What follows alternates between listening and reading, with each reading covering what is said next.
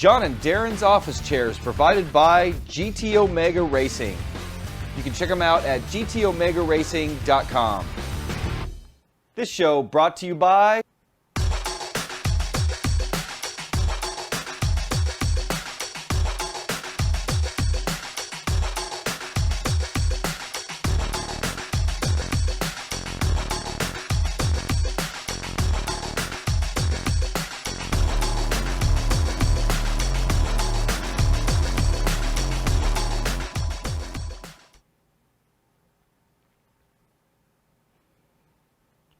Welcome to This Week Inside Sim Racing, February 24th, 2016 edition.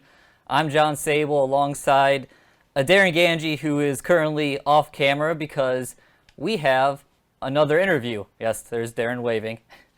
And so, as always, we'll have some news and we'll talk about some different topics going around the studio and get to Q&A later in the show. But we're going to start off the show with an interview with the president of iRacing, Tony Gardner. So we'll see if... Fired up? Perfect. Welcome to the show, Tony. How are you? Hey, John. I'm great. How are you? I'm doing just fine. So we're going to start this off, I think, with, I guess, the most, pertinent news going on, and that's the Season 2 build that's coming up in a couple weeks. Just wanted to see how that's going from your guys' ends. If you guys are on schedule or if it's going to be some busy late nights. No, we got our arms around this one. That's not always the case, but we're on schedule for the build. It's March 8th, a week from Tuesday, and pretty much a lot of the things we've talked about that we've actually disclosed should be in the build. We're on track for everything, like DX11. You'll be able to toggle. People that are iRacing members have seen my forum posts. You'll be able to toggle back and forth between DX9 and DX11.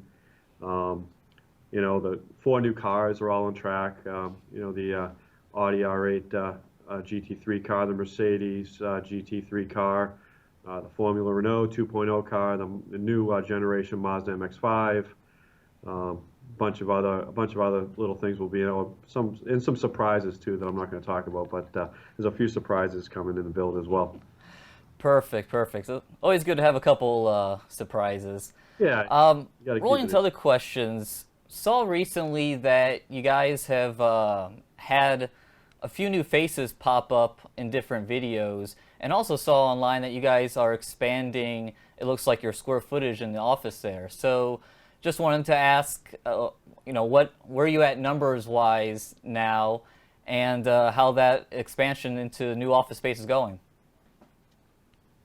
Good, yeah. We've been sort of the last, I think, probably 18 months trying to hire more aggressively, trying to go faster. Mostly, almost all technical people or production people, so people that work directly on iRacing, the product. I'm actually sitting in a new conference room right here. We just we didn't move, but we were able to knock down a wall and take 4,000 square feet new office space because we were doubled up in offices. So we probably, I don't know what we've hired, 6 or 7 at least new people in the last year. And several more open positions, but I think we're around down to, we fluctuated. When we first started, I think we had close to 50 people. We went down to 40 people. We just didn't have the right mix, and now we're back up around 50 people. We also have probably 10 to 15 full-time contractors too that mostly do artwork. So on the tracks and mostly the tracks, but if you want to count them, we're well over 60. Nice. As far as So what kind of voids has these new hires filled recently? Like what kind of projects are they focused towards? We just hired. In fact, some of them literally haven't even started yet. We have a guy starting Monday, for example. So they really haven't filled much, and it takes a while to get up to speed. But last year we hired 3 new software engineers, and they're all working on projects. Well, recently we've been hiring we've hired 2 web engineers.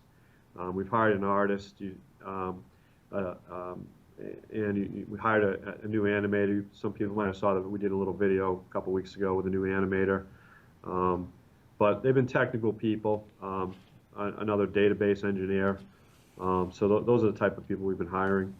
So just trying to move a little faster and get going on these projects. And just so much to do. So anyway.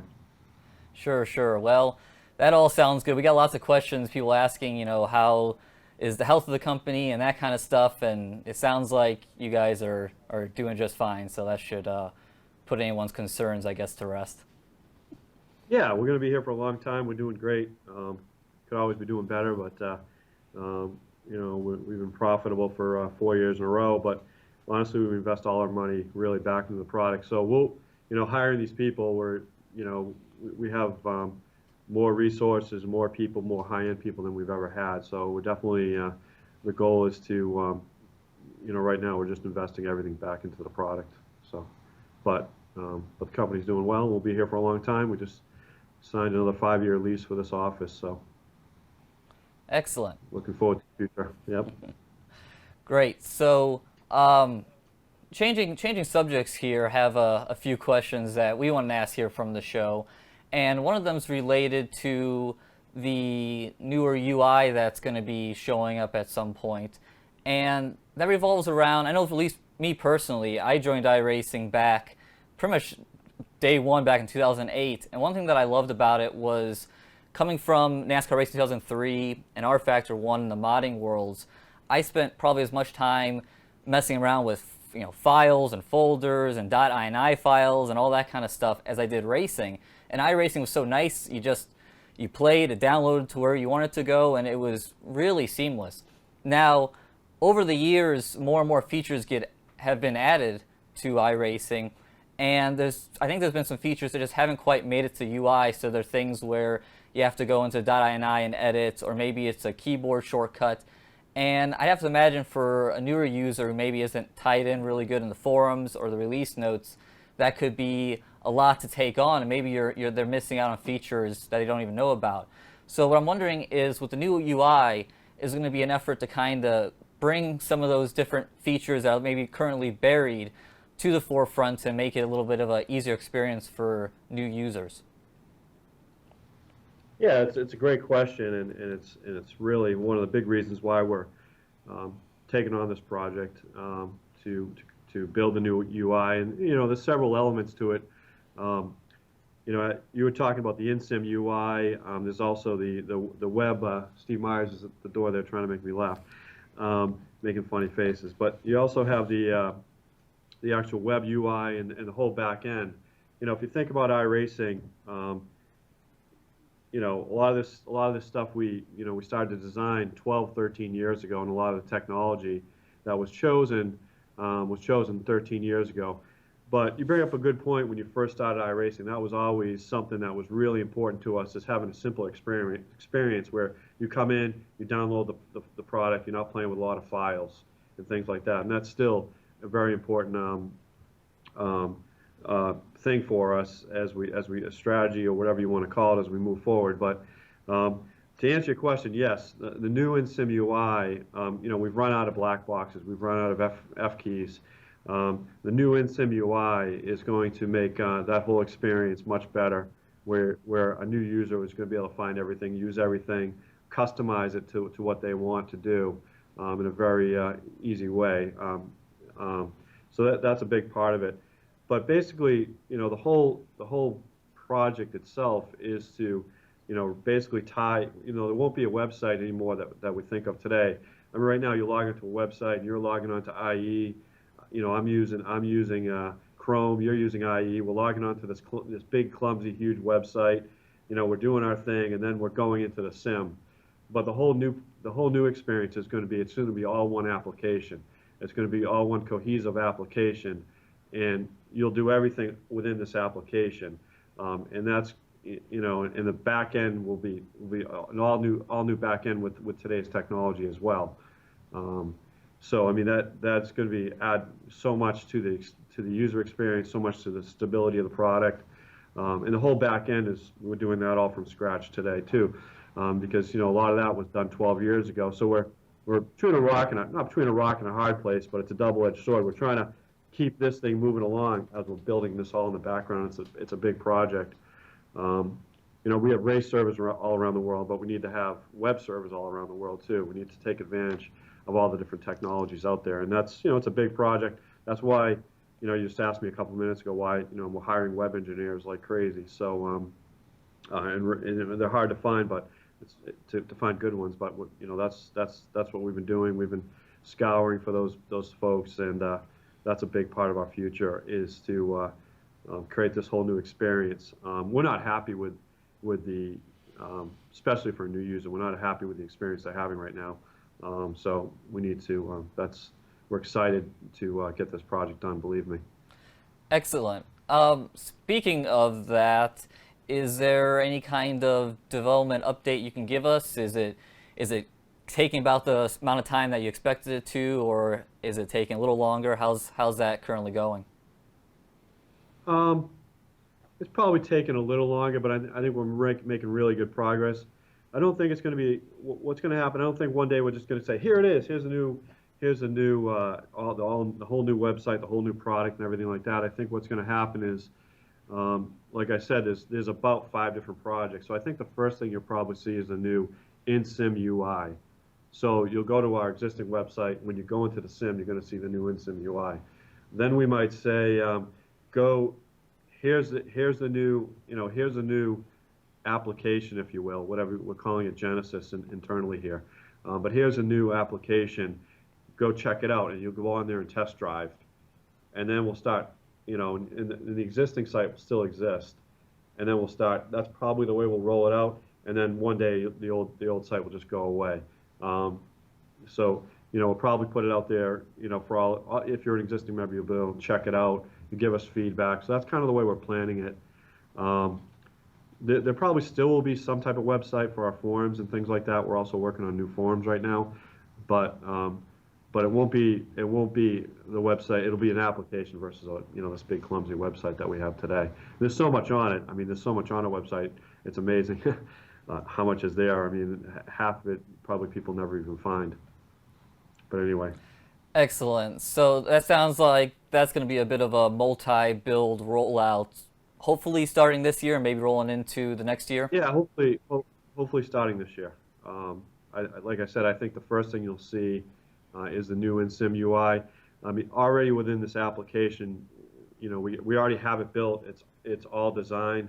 You can use this application right now if you came into our office, and you could use the application to go in, get in a car, get on track. It's all the details now of getting everything working good. All this, like I said, there's so much there to test it and try it out. But it's already working. You can already go drive on it, and it's all designed and all that good stuff. It's just a matter of making it all work and tying all the different features into it. But some of the hard parts of it are done, if you will, and tested, and the concept is tested. Excellent. Well, definitely looking forward to seeing that in the future. Shifting gears here, wanted to throw you a bit of a shorter question. We're going to be heading to iRace for Life this year in Dallas in April, and was wondering if we're going to see you there again. I don't know. I went last year because half the reason I went was to get out of the snow up here after last year's winter, and I went down to Texas and it snowed on me. So I'm a little gun shy, but we'll go. I'm not sure if I'm going to go, but I'll probably go. I know Otto's going to go again, but I hopefully we'll see you guys down there. I can meet you face to face, John. Yeah, that'd be nice to meet you face to face. Yeah. Next question. Wanted to talk about, I guess, kind of all the different content that iRacing's accumulated over the years. I mean, with it being out for 8 years to the public, and I'm sure definitely years before that in development, there's definitely a lot of cars that are a bit long in the tooth. Something like a Pontiac Solstice comes to mind. And the question is, do you think there would be a point where you will retire a car, not only have it not run an official series, but maybe not even have it available or just take it away from the title? And because I assume it takes quite a bit of development time keeping all these older cars up to date, even though really no one's really racing them because they've moved on to the latest and greatest. Yeah, that's a good question. I guess they're historic cars at some point, but people ask for those. But for example, we are doing a refresh on some of our old cars graphically because they are old. I think we updated recently did a graphics update to the Skip Barber car and the Legends car because people race those a lot. But we're also doing that with some of the other cars because you're right, and we do. We update the tire model or we add more physics to a new suspension model or something. We do go play with those old cars. So, it's a good question. The answer is probably yes eventually.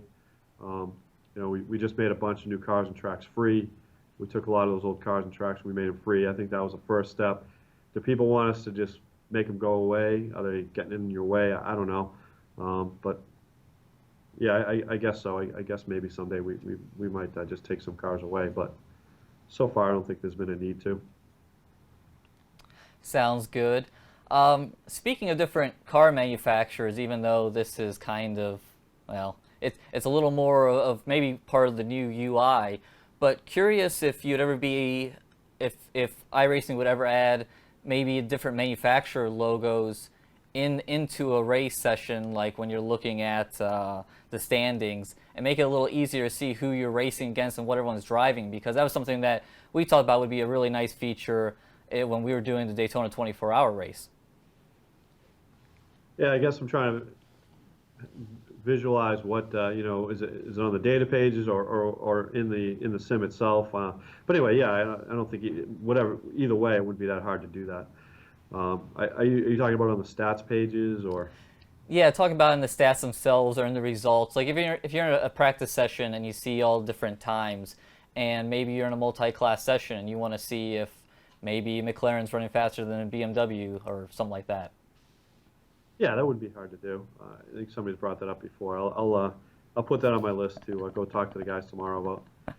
I think in some of the stats pages you see the car already, but I guess it'd be cool to see the manufacturer too. And yeah, that's especially with the multi-class racing we have now. I think that's a good suggestion. Awesome. Speaking of content, this year, I assume this year, have Le Mans coming, which is a definitely a pretty big track. And with having that such an important track and piece of content coming, wondering if there's currently work to either partner with maybe the WEC or different manufacturers like you do with McLaren and try to have Le Mans type content added to the sim as well. Yeah, we're working on it. Yeah, the answer is yes. So we are talking to a manufacturer with Le Mans type content, and same thing with IMSA. I know that some of that content's we don't have content to really match that per se. We have light content, but yes, the answer is yes. We are talking to manufacturers and pretty far down the path there. Excellent. Happy to hear it. John, sorry for interrupting. People are asking about like a Yeah. P1, LMP1. Yeah. One. I never heard that before. Well, people on the stream couldn't hear, but Darren asked LMP1 content. Yes. We are looking into that, yes. Now, one thing I'm curious, though, and I assume, well, you'll answer this, but I assume it's some content's easier to get than others, and I assume what makes maybe getting LMP1 content difficult to use is just the size of the team, and also that content's constantly changing from year in, year out, and even, especially on the prototype side, whether it's a WEC or IMSA, a lot of times their rules for the upcoming season aren't necessarily figured out until really late in the game, and things are penciled in and things change. So does that make it more difficult when you're working with different teams or series where the cars are constantly changing? Yeah, it's definitely a problem, and let's be honest. I don't think this is novel or anything. That we're never going to be able to keep up with everything because they're changing constantly. The other thing is people don't realize we are working. We are talking. We have things. We have targeted things and targeted manufacturer things and things that we think our customers are really going to like. And sometimes we won't just grab something it's in this year's series, and that's not really what everyone wants. And they want a certain car, they want a certain manufacturer, and that's, we might wait to wait an extra 6 months or wait an extra 12 months to get what we really think people want. And I think we have some really exciting discussions going on, some things that we haven't announced, and things like that that I think people will be pretty excited about. Excellent. As far as talking about cars and series and things like that. Cool, cool. And kind of springboarding on that, and like you said, speaking with different manufacturers, how long does that process take from first engagement to, all the fans receiving a car? Is that a process that can take years? Yeah, it definitely can take years. It can take, sometimes it goes very fast. It definitely always takes months and months, because you're dealing with, especially cars, because you're dealing with large car manufacturers who have big legal departments, and we're not their priority, to be honest with you. So something, we're talking, it's small dollars to them. It's marketing to them. It's not crucial elements. If their legal department has something going on, iRacing, or frankly probably any game, is not at the top of their list. So we have to wait our turn off often. So we go through the business guys, get that done, and then the legal process takes a while, and then then you get the teams, the team part of the manufacturer involved.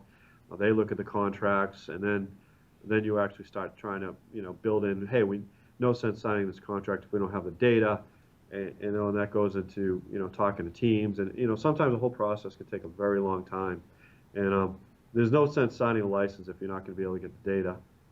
That's happened to us.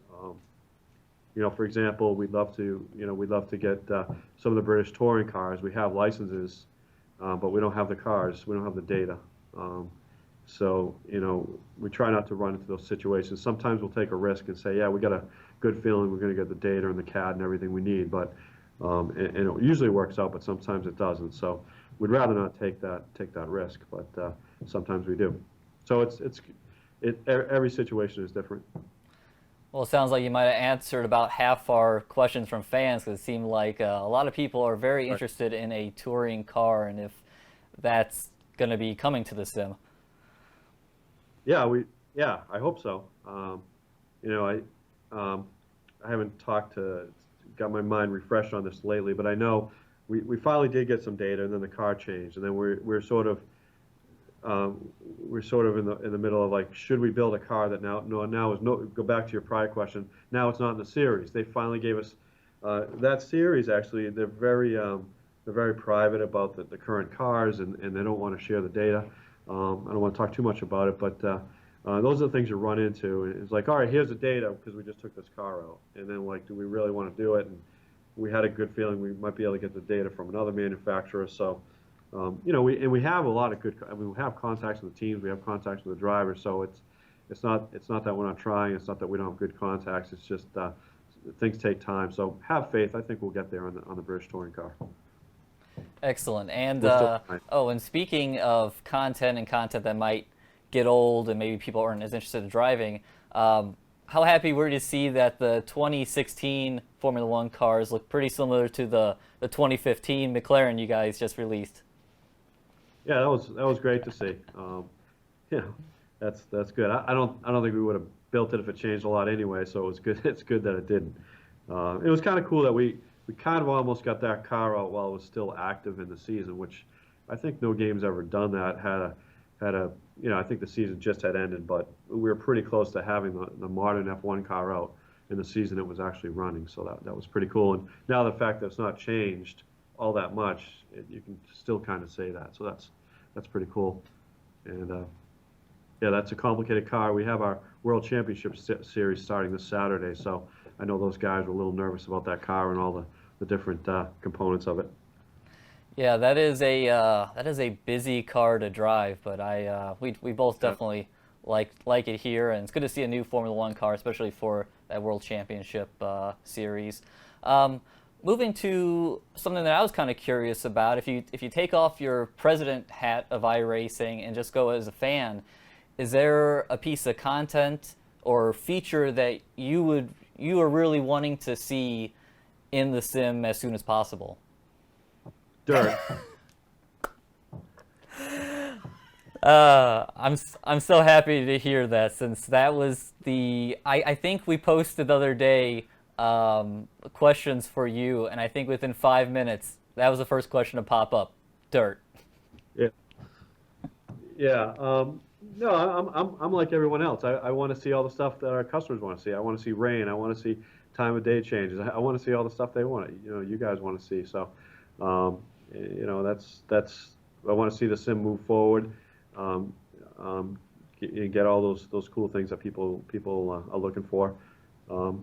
Stability is always something that's always on my mind, is making the site stable and people having a good experience. So we'll always go back and stop everything we're doing to, if we ever having problems, to go back and try to fix it. Sometimes we can't fix it, um, but that's always, to make sure people are having a good experience with what we have. That's why we are phasing out DX9.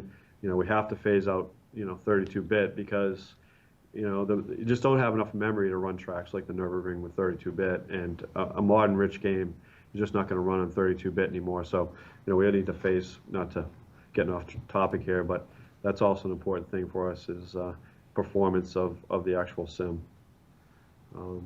But we're moving far down the path on our damage project. But one of the last things to do there is make sure, from a performance perspective, everything works. That same thing with the surface project. At the end, the last 3 months when we did the new surface model, is all the performance tuning and things like that. So anyway, that's always very important. Speaking of the new damage model, I got a lot of questions about that too, and I think I remember back there was a video now, maybe even a year ago, talking about the different features, like maybe if you crash an Indy car, you have the wing flapping or losing parts and stuff like that. And I was wondering if those features are still on track, and that's the type of damage we're going to be seeing.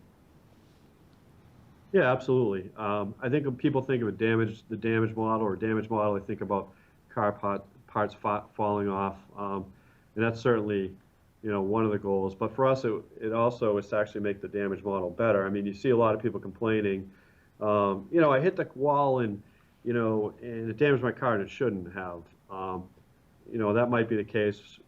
It may or may not be the case.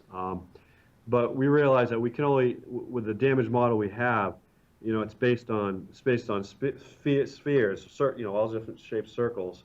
That wasn't going to work, and we had to really go to a convex type of, had to have the shapes of the damage model be real shapes, convex shapes, polygons, and that changed everything. So people think of the damage model, they think of the car, but what's really, to us, we had the whole environment is a damage model, if you think about it, and that's what's taking so long. So the road surface, any place there's any contact at all, because we've now changed the cars, the whole damage model in the cars, we have to change the damage model in the entire environment. We probably spent a year just on the surface, because our existing model was based on spheres hitting the surface, and now it's these convex shapes, these real shapes, and that changed everything. You see a lot of games. I mean, they just, the damage model, you hit the wall 30 miles an hour, and they just say, okay, the hood's going to fall off. And we didn't want to do that. I mean, we really wanted to, based our model on actual stress. What's the actual stress of that body part, and then have it react the way it would in the real world physically. And that's why it's taking so long. I mean, you encounter 100 problems doing that. We've solved 90 of them. We already have a car in the new damage model working. Again, that'll probably roll out. You won't notice it, but in one of these builds soon, you'll see actually the new surface for the damage model will be in the sim. So you'll see the sparks from our particle system hit the surface and bounce off. Right now, the sparks get absorbed into the ground, because that's these damage models in these games are based on old concepts. So it was a lot of pure research to build this model, from scratch. So nobody's ever done this before. So you're not copying something. You're inventing something, and that's why these things take so long. But anyway, I'm not an engineer, but I'm just giving you my take on it. All I know is we're going from spheres to convex, and that's why it's taking so long. Well, a follow-up to that then, I'm curious that because you're going to this new style of modeling it, do you expect when there's a crash, maybe there'll be less cars bouncing and maybe some of that energy will be more dissipated through the body and kind of reduce some of that bouncing or maybe some of the IndyCar tornadoes we see every once in a while? Yeah, absolutely. I mean, the goal is like, an IndyCar can actually break in half. I mean, so instead of the energy of an IndyCar hitting the wall and bouncing up in the air, I mean, technically sometimes that car could break in half, and that's the type of thing we're talking about. If there actually is enough energy to break the car will break in half. I mean, that's where we're going with all this. I don't know if that's going to be again, we might roll, the damage model out in phases where, certain body parts are falling off. But it's all going to be physically accurate and based on stress of the actual parts and what they would really do in real life. So exactly that we can only take that existing model so far. We could tune it till we were blue in the face, but it wasn't going to get any better. We had to start over and do a whole new model if we were going to do it. That's what we did. It was a big undertaking and a lot of money spent on the engineering. So and we're taking our time to do it right. We could rush it out and have another shitty model, but we're not going to do that. Sounds good. And by the way, speaking of engineering, I do have a degree in composites materials engineering, so if you need any advice on how carbon fiber breaks, just come hit me up. Yeah, we actually might take you up on that. Perfect. Appreciate that. Rolling into fan questions now, since pretty much through all the ones that me and Darren wanted to ask. First question, it's a softball, but it's a good one. Jason Perry asks, what's Tony's favorite pizza toppings? Especially so when people need to send pizza to the office. Salami. I don't know. I've gotten into salami in the last. Otto Sabini got me into it in the last 6 months. So I've been ordering. We go for pizza about once a week, and I've been getting salami pizzas. It sounds odd, but it's pretty good. Try it out. It does actually sound pretty good. Next question from, let's see. Oh, nope, that was a dirt question. Gonna skip that one. Oh, this was a good one. Michael Kopak asks, have you guys gotten your hands on the Oculus Rift CV1 or Vive pre-release to do some testing? Yes, we have, Michael. So anyway, we expect that we need to finish DX11 in this build, and then we're going to jump on integrating the new Oculus Rift, which only works on DX11. So yes, we already have it. Perfect. Any are you guys looking to maybe get one of those HTC Vives as well? I don't know. I really don't know much about that. Fair enough. Let's see.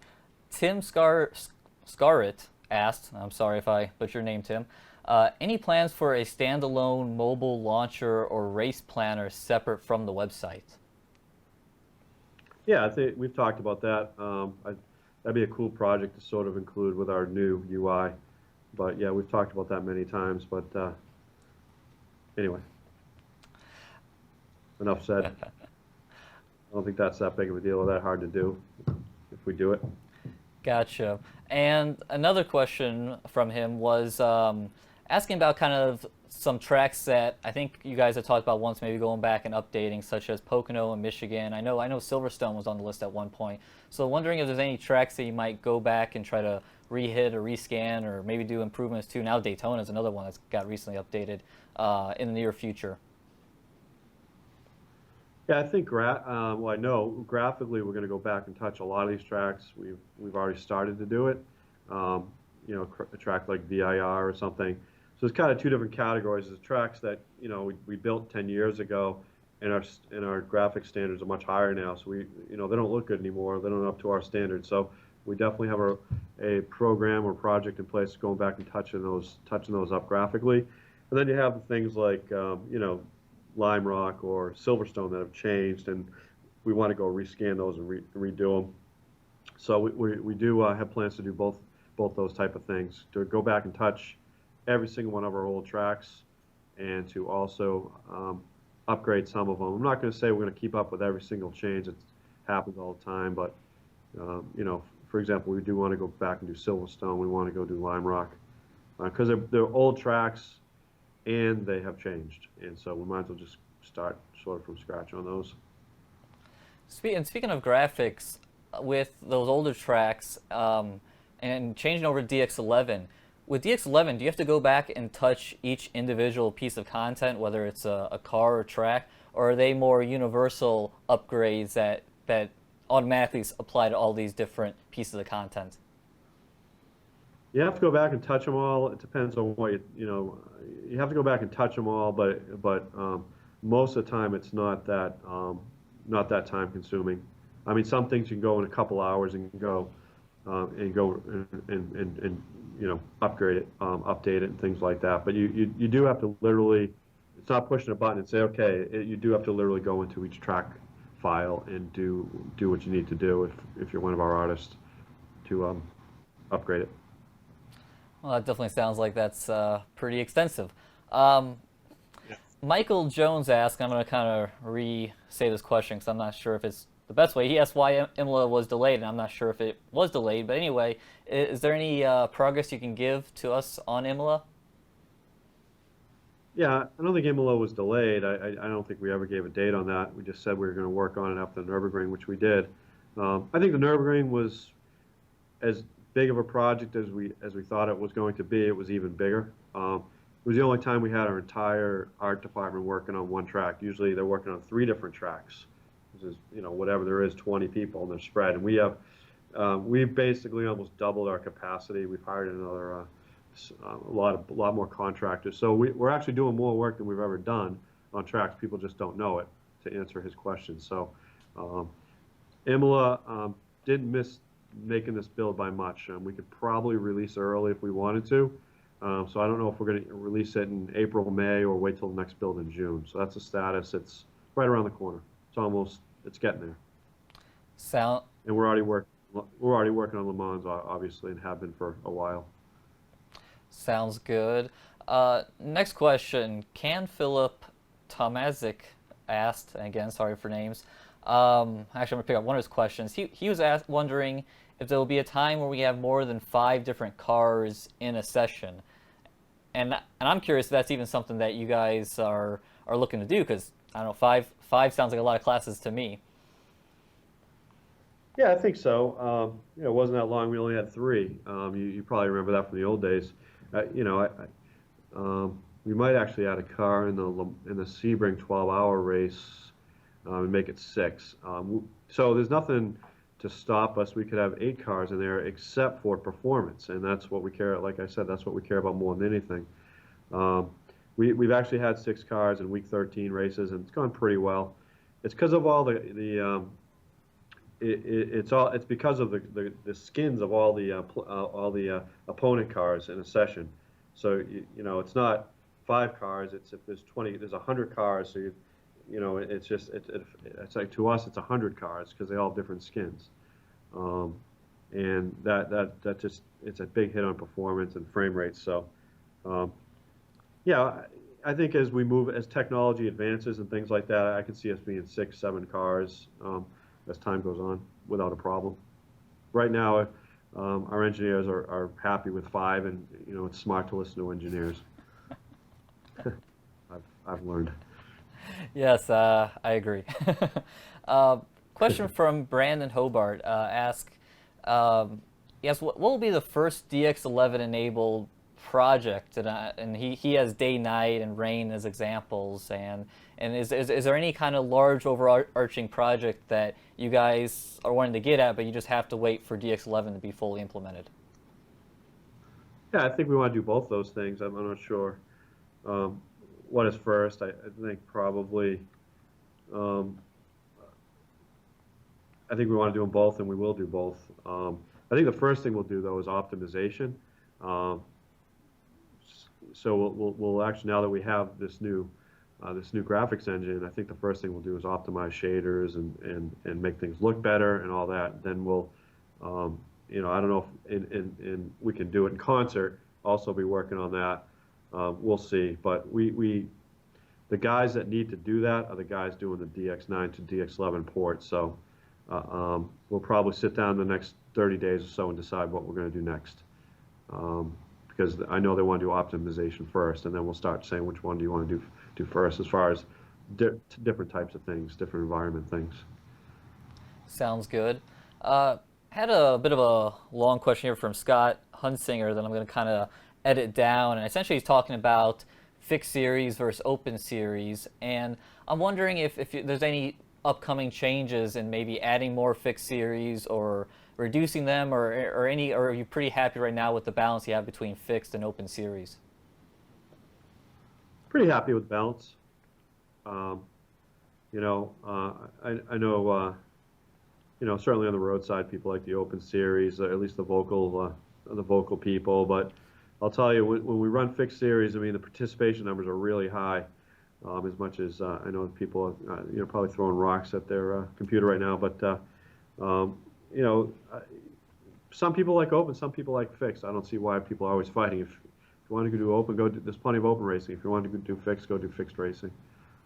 So anyway, we'll just try to keep a good balance because people like to do both. Yeah. It's as simple as that. Sounds good. Question from Michael Jones, and I'm trying not to hit you with too many content questions because everyone wants to know a time frame on everything. But this is one that I haven't heard in a while. Rockingham, UK. Any status on that? Not really. I mean, I think it's on the list to do. It's bounced up from a high priority to, kind of a middle priority to, it's kind of bouncing around. I think the struggle there is do the NASCAR guys really want to race on it? And I think the answer is no. I hate to say. So now you're left with an oval in Europe, and how much participation? It's a great track. I think it'd be cool to, and it doesn't. I was just at the Daytona 500, and I was meeting with the NASCAR Europe guy. He's a really nice guy who runs, owns Europe NASCAR, and they don't race there. So it's a cool track. I think we definitely want to do it. Don't get me wrong. I don't think the NASCAR guys really are excited to put that in their series, but so I think if they were, I think that would be more reason to do it. But I don't know. Do you have any thoughts on it? Well, I mean, I definitely understand your position where you're at, since I'm trying to think, and I'm not that I'm up on racing too much over there, but I remember that the kart series used to go and race at it, but then again, IndyCar is not there anymore, so it's Right. that's kind of difficult. But one thing, Darren just brought this up, they do have a road course there, so maybe that could be a decent track to have for maybe like a Skip Barber or some of the lower class cars. Yeah, I'm sure. Yeah, I'm sure this I know series go there and things like that. So yeah, it's on the list. Like I said, it'd be cool if the NASCARs were into it. Then it'd be a no-brainer. So now it's more just okay. It's a road racing circuit, or it's something on a road or it's a track within a road racing series sort of thing. So that it takes on a different element with that. Maybe I've said too much, but. Well, probably. Well, kind of bouncing off that, I'm wondering, has there been any tracks that you guys have, you don't have to tell me the tracks, but have you guys agreed to put into the sim, but then you decided maybe it's just not the best move to make because maybe the fan base just wouldn't get excited and go out and purchase and race on it?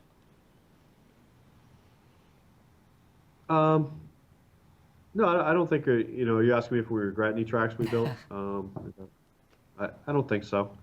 I think it's a purpose. I mean, I think we're trying to, go through niches. Excuse me, I'm almost ready to sneeze. Go through niches of tracks and let's face it, there's a lot of niches in sim racing. So we're trying to keep as many big niches as we can happy. Of the short track crowd, you have the NASCAR crowd. I remember we used to get bashed, 3-4 years ago because we had no European circuits. And we've got a lot of those now. So you just keep doing your best to, fill these niches. We got bashed for not having any big, F1 type tracks, and so I think we've done that. And then we got bashed for not having a big track like the Nürburgring or something like that. So, but anyway, we're just doing the best we can. Sure. Well, you and I both know that no matter what, there's always going to be a small vocal minority who aren't happy. Yeah, So, yeah. So question. anyway, we're still working on licenses for tracks. I think we get through a couple of these big tracks, and we actually are adding even more capability because we want to go back and freshen up these other tracks too. That these older tracks, I think, we'll be able to make headway and keep coming out with more interesting content tracks and things like that. But we do have a lot. I mean, I think we have something like 250 circuits right now in iRacing. If you go compare us to some other games and try to, laser scan tracks. I mean, the amount of tracks we have is pretty amazing, actually. Yeah, I agree. It's quite the inventory now. Next question. This one's from Uncle from our ISR TV forums. I thought this was actually a pretty interesting idea. And he said, can you open up the ring in a continuous fun series 24/7 where any car on the road, any road series car can go on the track and post a time in one long practice session with no races? And I think it'd be cool to see all sorts of cars out there on track that you wouldn't normally see and have a leaderboard with all the top times to beat. So essentially a little bit of an idea of kind of what you currently have at the ring where you just bring a car and go drive. Yeah, we could do something like that. Actually, we're coming out with, I'll be loose lips a little bit here. We're working on a new type of competition called, we're calling it Time Attack, which is something that takes place in the real world. And it's kind of like, it's a hot lapping competition, kind of like GPL rank. So you'll be able to go out and, we could bundle up 12 tracks. Like I think GPL rank did 6 tracks, but we were talking about 12 tracks, so we could do 5 tracks. So you'll take a single car, and we could just do one track if we want to do the Nürburgring. But you'll take a car and you'll drive 12 tracks. You could drive them all in a day. It'll be kind of like GPL rank for those that remember that. It'll be like a hot lapping competition. So that's a new type of competition we're coming out. A lot of people have talked to us about that over the years, and I think that'll be another exciting competition. And you'll have leaderboards for basically every car in iRacing. And we'll probably have a pro level, and then we'll probably designate. We'll say, okay, this series here will be the pro level hot lapping. So maybe we'll probably put money behind it. Maybe that kind of like a world championship hot lapping competition that might drive the best drivers, and you'll see where you'll try to move up the rank. So I stink, but it will be cool if I can go from number 800 to 700, and I can maybe see my percentage increase, kind of like GPL, the way GPL rank worked. So that's one idea, but I thought I'd touch on, but when I saw that question or heard that question, so but we could do something like that too. But that's sort of in that direction, where you'll be able to go out and hot lap any time of day. You'll actually be, offline doing that, and then the data will just feed to our database. So you'll just be offline racing. The session might be 1 hour long, and your best lap will pop up there, and you can keep going back and forth and see who's putting up the best times. So I think that'll be a lot of fun. Yeah, sounds like a cool idea, especially because people have always asked about offline stuff in case of whatever's going on, if in case their internet's down at their own house. So I think that's a neat idea. Yeah, this will be a sort of an offline thing to do. We're also working on, say we're doing a build where you can race offline. With this new UI, technically we'll never be down. In theory, if we were doing a build, you'd still be able to race. This whole new UI project we're doing, but as a side note, but we'll see if that really comes true. Sounds good. Question that I want to grab from Twitter here. We had Lionel Alberto ask, what is the future of iRacing in terms of esports? Yeah, everyone can form their own opinions on that. I think we're definitely becoming, there was a good article last week about it, but I think the audience is growing. I think the challenge we have is, because it's real, just like the article said, because there is real racing, people, might want to go watch real racing versus sim racing, or this is just another type of racing. It's not, it's almost viewed as another type of racing versus an e-sport, I guess. Whereas a fantasy first-person shooter games, you can't go do that in the real world, and those are getting big audiences in the esports world. But I do think it's going to catch on. I do think it's going to grow. I just think it's going to take time. I think it is growing. It's starting to become people are starting to look at sim racing as an esport, and I think it is growing and it's going to catch on. But I think it's going to take some time. What do you think? Well, I definitely think there's a place for it. I mean, it's a lot, and that's a kind of actually another question I wanted to pose to you was it seems like other titles have kind of jumped into a little more with like the major league series such as the ESL and that kind of thing. And for a long time, iRacing's been, you guys been doing your own thing with the world championships and things like that. So I'm curious, do you ever see a time that maybe you jump into a larger esports series? You know, the ESPN's now over the summer, they launched an esports set of their company where they hired employees and production and everything just to focus on esports. And I'm wondering that's something maybe iRacing might try to integrate themselves with maybe a large partner like that. Yeah, I saw that. I saw we've talked to them and we've talked to a lot of the esport venues and things like that. So yeah, I think that's a possibility. I think part of it is, it's been our structure. It didn't fit in well with those type of companies, but we're certainly talking to them, and I could see that happening in the future. Us partnering with somebody, that focuses on the competition, the esport part of it, the marketing part of it. Very cool. Now it definitely seems like the world's going that direction. I mean, we see it with ourselves. People like to watch us race, so definitely see more of that coming in the future. Yep, no doubt. Let's see. Looking for another question here. It was a good one from Luis Zambelli, who I believe is in chat. He asked, important question, iRacing always markets to the simulator world, but it's only available in English, and wants to know if might ever be versions that are French and Portuguese, etc. It would be nice. It would be nice. But it's a lot of work because we've done a little bit. I don't know if where they've gone all the way through. We've had websites, storefronts, if you will, all the way through the quick start guide that was in other languages. But then eventually they get into the race itself, and the spotters talking and everything is in English, and so it's a massive project to kind of make everything. It's almost creating a whole separate game in a different language, or doing all that work.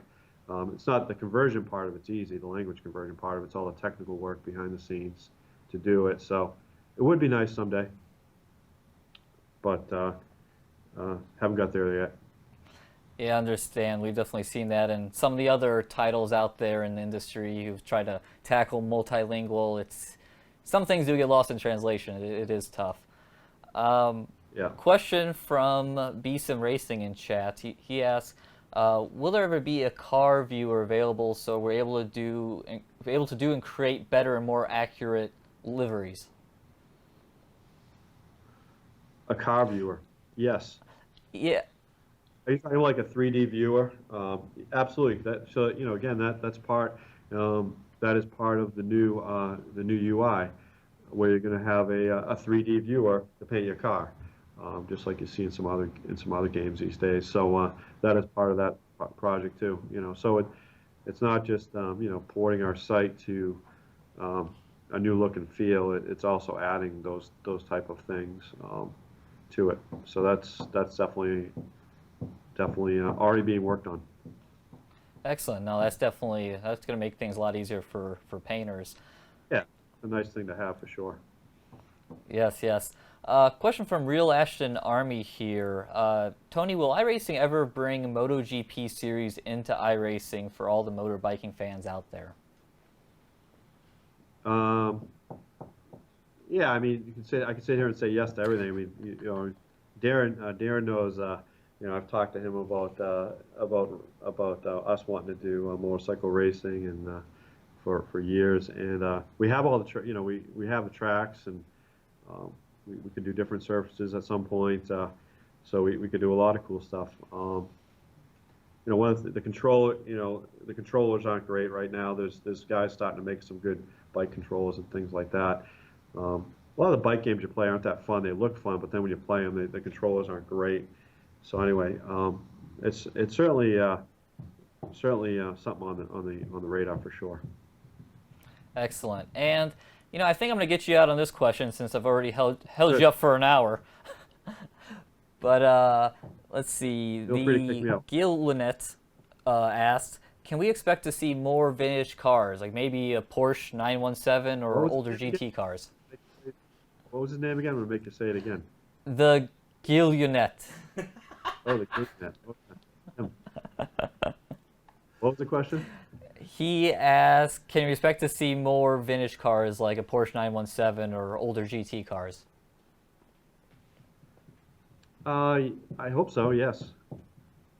That would be a yes. That was something we would hope to achieve.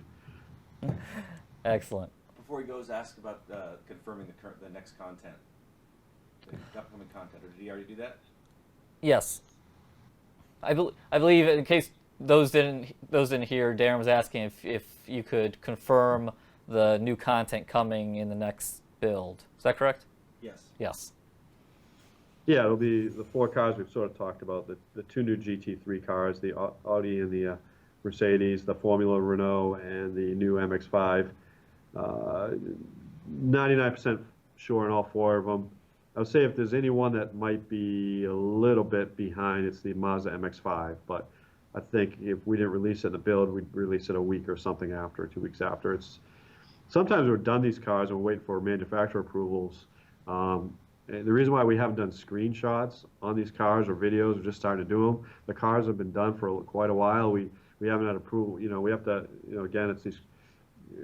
We're sending screenshots because these companies have put a lot into these brands, and they really want to make sure that the cars are representing the brand properly. So there's a whole approval process. So when we finish a car, we can't just start saying, here's our new car, here's screenshots. So we have to go through that whole approval process too. So sometimes that's what holds it up. It's actually held up us releasing cars in the past is the approval process when the car's been completely done. So that's just that's the case for a couple of those cars right now. We'll have flashing headlights in this build. I'll give you a little small thing too, and a little tiny one. People will say, hey, can we have flashing headlights? So at night you'll be able to flash your headlights and F you, get out of my way with your flashing headlights. So that'll be in this build. Yeah, that's funny. Me and Darren had the new build up yesterday, and the flashing headlights, and we're like, this is gonna be it's gonna be interesting how people are gonna use all this power. Yeah, there's some other things we could do with that too. But anyway. All right, well, it's been great to be on here, guys. I appreciate you inviting me. Yes, thank you for joining us, and hopefully we can bring you back sometime in the future for another live interview, if we haven't ruined this one too much. No, I hope not. I hope not. All right, thanks, John. Thanks, Darren. Cheers. Cheers. Okay, so while that's now, thank Tony for that. And so in the meantime, Darren's going to come back and set up. We're going to roll actually some footage of the Mercedes AMG GT3 car that will be coming out in a couple of weeks, and that Tony noted on there at the end. So Darren's going to fire that up, and we'll see you back here.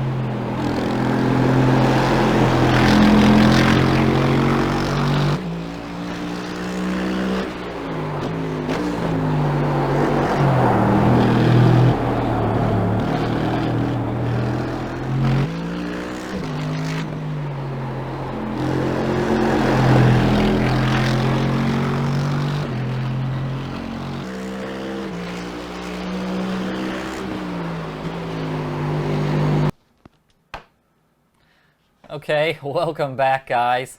How about that interview? How about a round of applause for John Sable and Tony Gardner? Thank you. Yes, thanks for Tony for coming.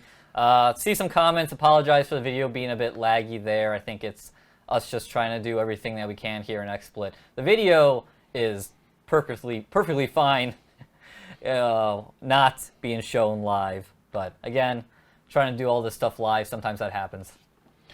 Yes, it does. So, John, we crested the 500 mark. Wow. During that interview. That is very good. I'm excited to hear that. Yeah, that was cool. So yeah, that was a lot of fun. Tony's a great guy. It's always great to. That was your first time talking to him. Yep. Always great to chat with Tony, and he's got a great sense of humor.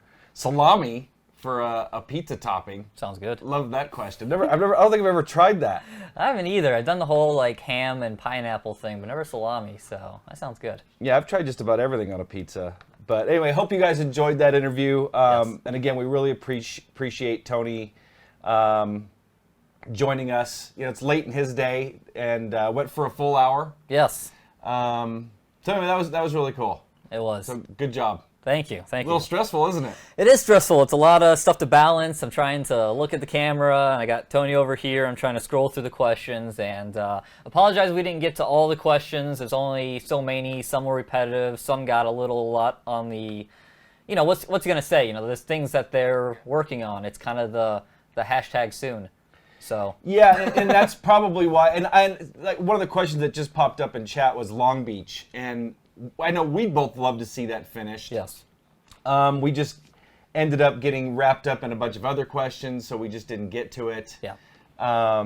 But you know, we would definitely like to see Long Beach finish. And Willow Springs popped up. You know, it's a track that I've actually driven on, in Buttonwillow, which is another California track. I mean, I'd love to see my local Spokane County Raceway scan, but you know, they can only focus so much energy on so many projects at a time. It was interesting too when he said how Nordschleife took basically everybody off of everything. Yeah. And normally they have 3 tracks going at once as far as the build process goes. And when Nordschleife was being worked on, I mean, think about it. It's, 15 miles long or whatever. Yeah. It's like 3 times a normal, 3, 4, 5 times a normal track length. So, you know, now that that's done, Le Mans is also a very long track. And I know that's in the pipeline.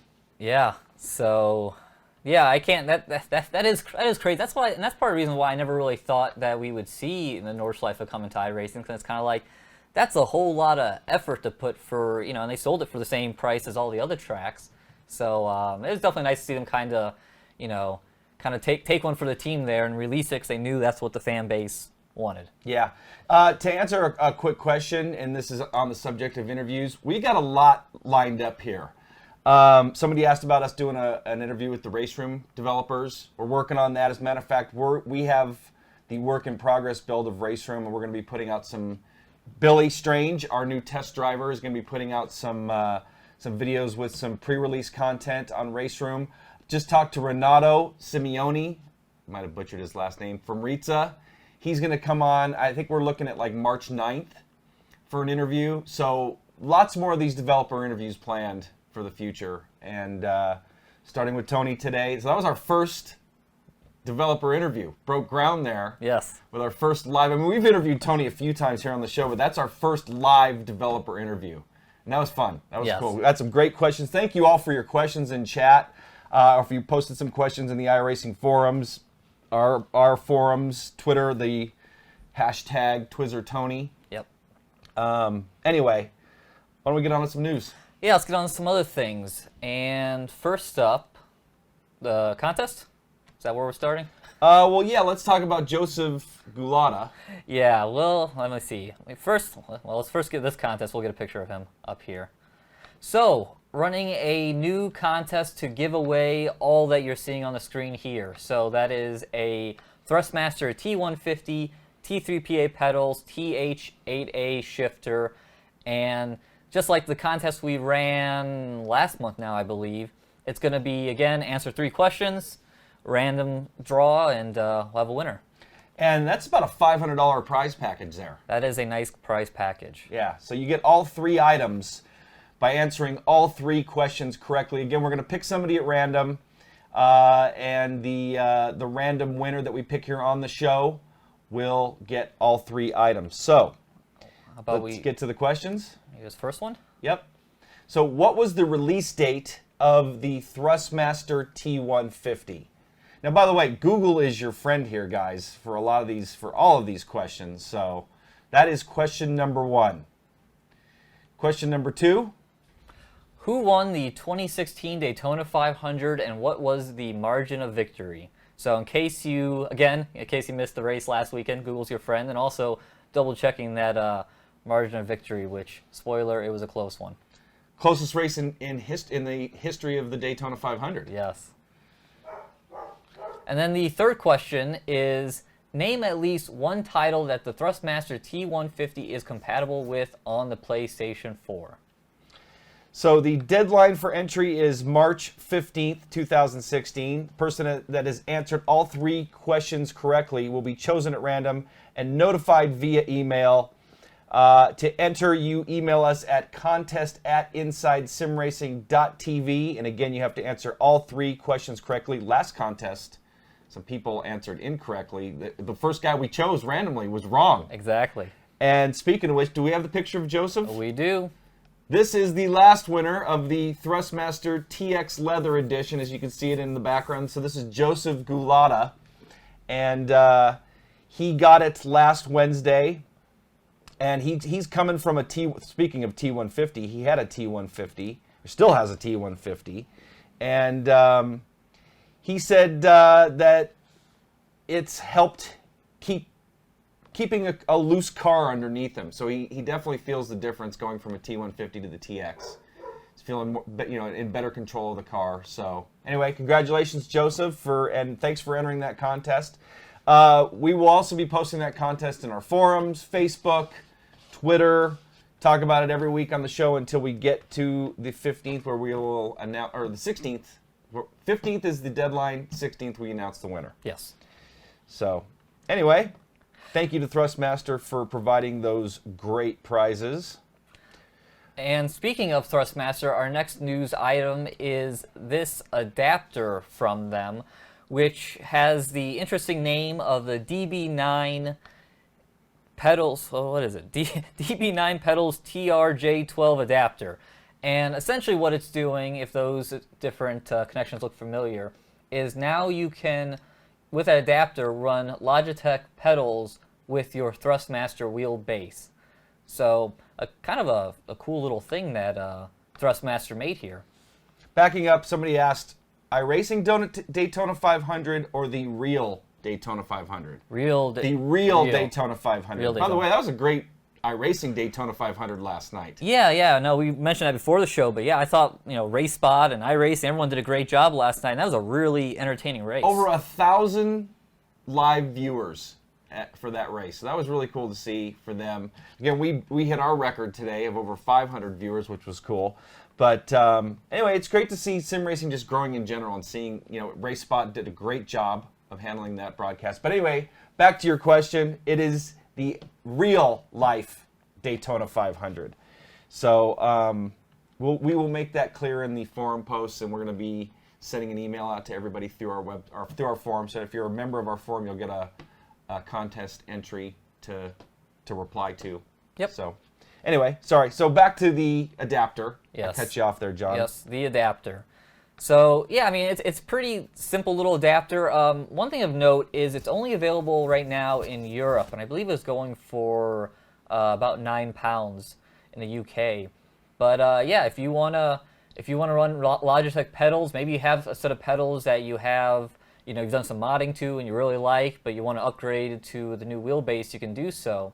And one of the cool things when you do pair Logitech pedals with Thrustmaster wheelbase is you get more resolution. Since the Logitech wheels are only 8-bit and the Thrustmasters are 10-bit. Yeah, I saw some people commenting about it's cool that Thrustmaster did that, but why would they do that? Well, think about it. They've got the TX and the T300 servo base right now. So I definitely look at those wheels as an upgrade from from the Logitech. Yeah. G27. Logitech G27 or G29 pedals, you may have modded them. They're a great set of pedals, and now you get the added resolution, and you don't need to buy that whole Thrustmaster kit. You just buy the servo base and the rim you want, and you're ready to go, and that adapter, obviously. Yes. So from what I understand, it's going to be available in America, but right now, like John said, it's basically 10 British pounds in the Thrustmaster's European store, and that's the only place it's available right now, but it'll be more readily available worldwide soon. Hashtag soon. Hashtag soon. I love the hashtag soon for all sim racing. I feel like all the developers are kind of in on it. I know it was kind of like an iRacing thing that started, the soon clock, which was always hilarious. But I feel like everyone's kind of in on the soon tag. What the hell's with all the blink comments? Blink, blink, blink. I don't know. Someone blinking too much? I saw Am I blinking too much? I saw Blink. I saw Blink 182. I saw all that good stuff. Blink back at you guys. Or they're just gonna let that's the comment section. Okay. Well, now it's right on our screen though too. So I know. I know. Next up, Big Ant Dirt Track Kickstarter was announced a week or so ago. Yeah, and I'm gonna run the video here full sound, so Okay. people can just watch that, and then we'll come back and talk about it a little bit afterwards. Sounds good.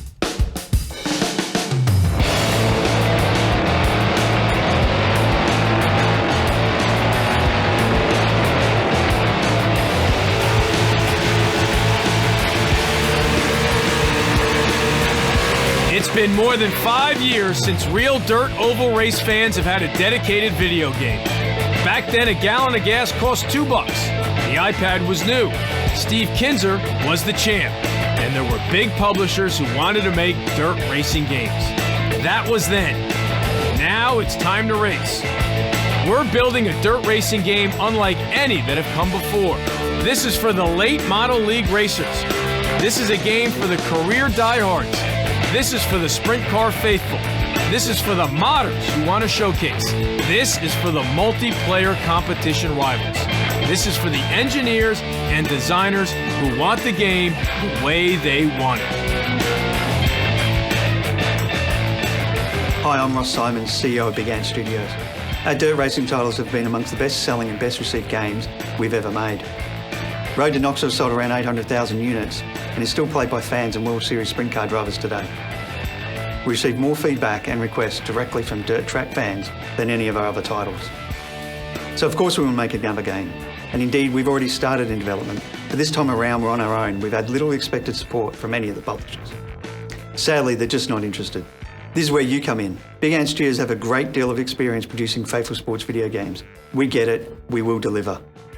Our first published games were all based around racing on dirt, and now we want to return to the track. Our mission is to make the content of the game as open as possible, so you get the series, events, chassis, and features that you really want. Every opinion, every poll, every discussion that happens on the Dirt Track community forums will contribute to how the game shapes up. Here at Big Ant, we've always strived to push PC and the current console generation visually.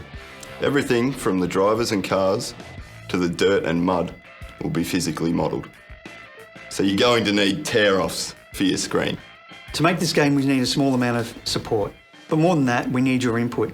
We want to know where we can take this game. We want to know how far we can go. We want to make a game made with the real experts, you, the fans.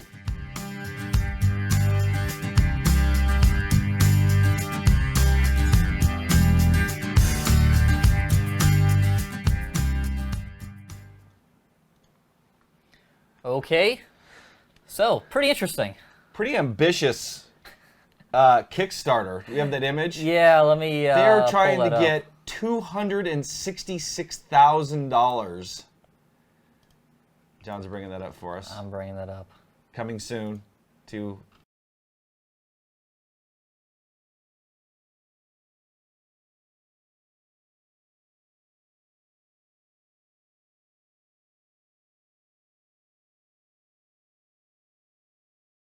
I don't know if they're going to be able to make that. That's a lofty goal. That is a lofty goal, and that was something. Yeah, I saw. I mean, like you said, it's a Kickstarter, so that that popped up about a couple weeks ago. We're about halfway through, and I saw that goal, and I was kind of like, ugh, I don't know. And it was like, and then when I saw it, it was like at like $1,000. Look how much well, I was just gonna say, look how much Project Cars was able to attract with their crowdfunding.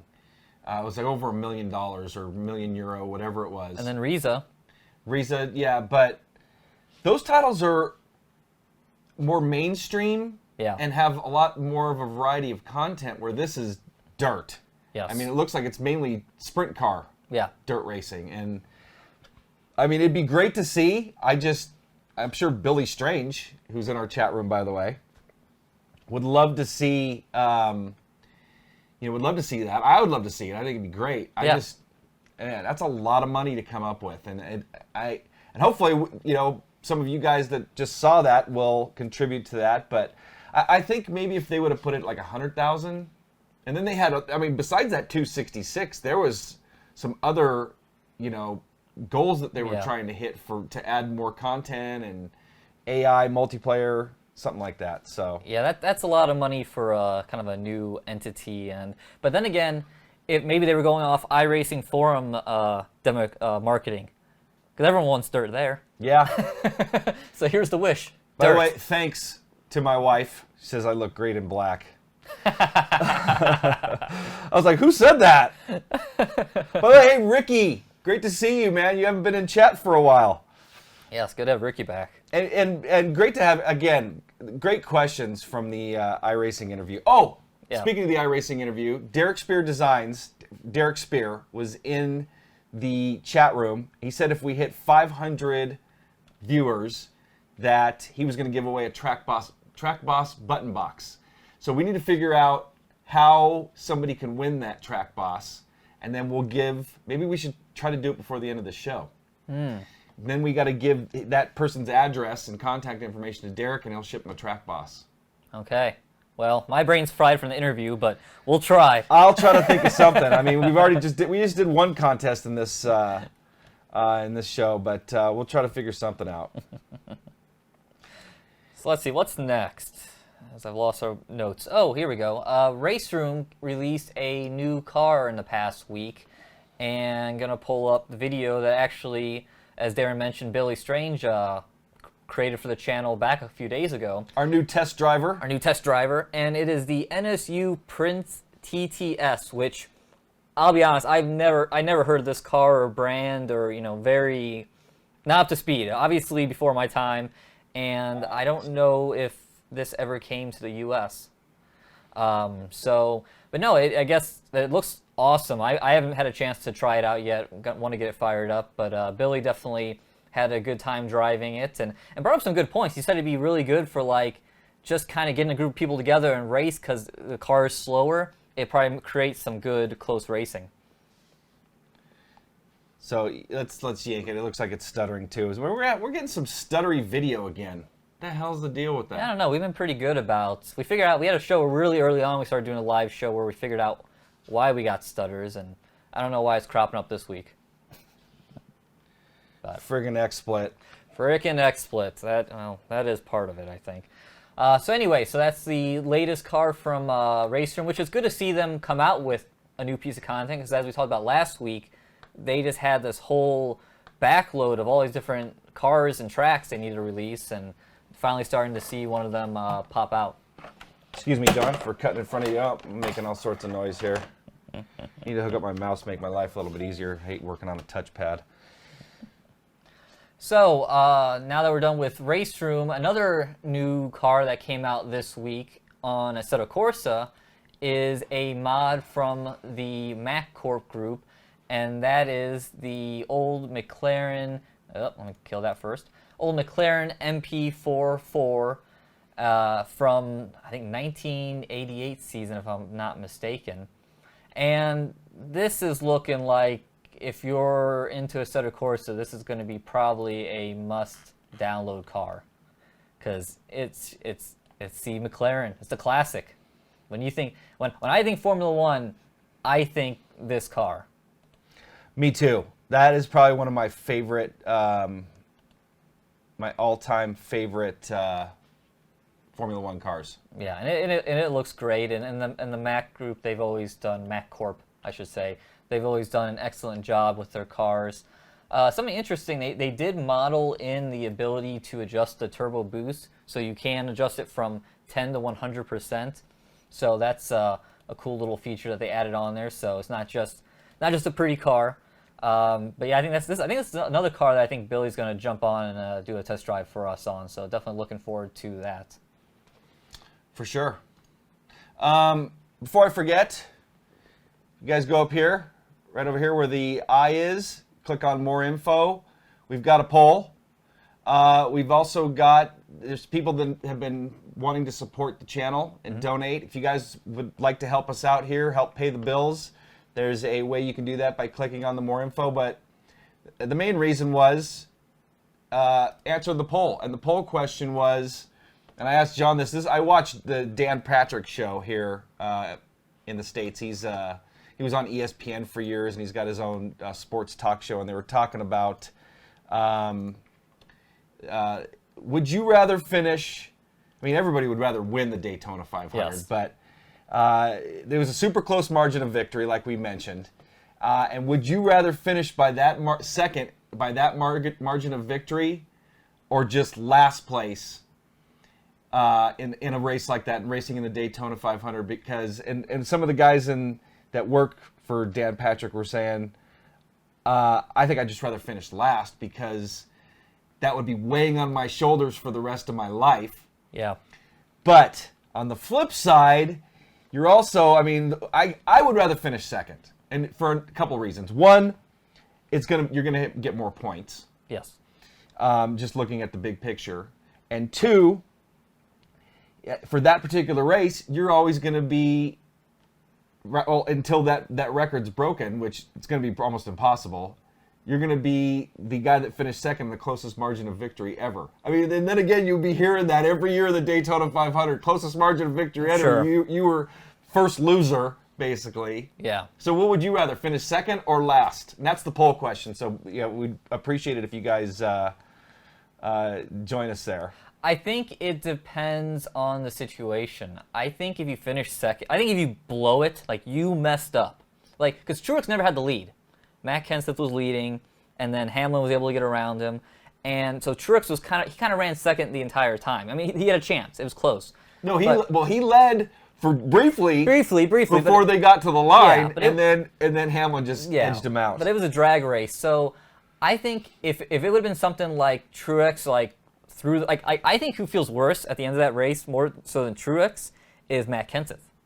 Yes, because Matt Kenseth, he didn't do a very good job of blocking. No, and almost took out half the field. Yeah, it was kind of amazing he didn't wreck. So I would feel worse if I was Matt than if I was Martin Truex. So in that situation, I'd rather finish second.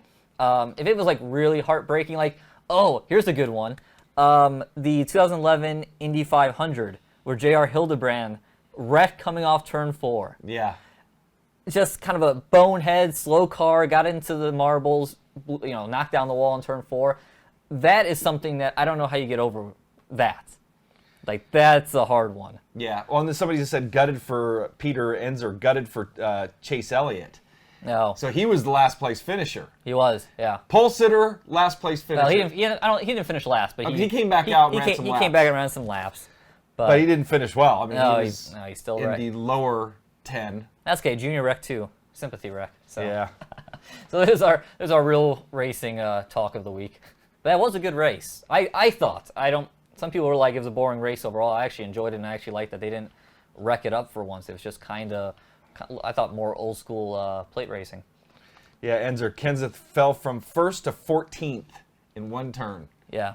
From turn 4 to the start finish line. I don't know. I don't know. If he would have just stayed low, he would have had a chance to win. But he tried to block. I think coming up was okay. He went way high. Yeah. He just took off, and then he left the door open. I don't know. So I think he was definitely kicking himself after the race for that one. Yep. But moving on to other news topics here, and want to talk about Sebastian Loeb Rally Evo. There's a new patch that came out last week on the consoles, as I scroll poorly. And as you can also see from the story, there was new DLC announced. So first up the patch, and essentially the patches were just performance, things that we talked about in our review. If you saw that, we released that between last week now and last week's show.